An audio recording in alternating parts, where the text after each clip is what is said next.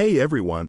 Welcome back to the channel. Today, we're diving into the world of AI chatbots and answering the big question.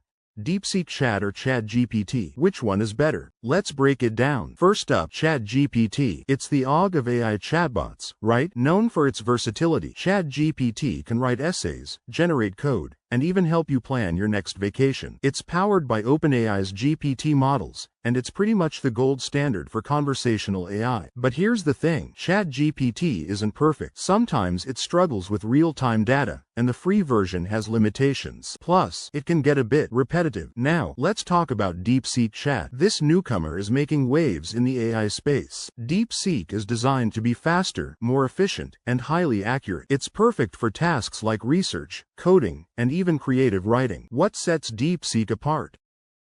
It's optimized for real-time updates and has a sleek, user-friendly interface.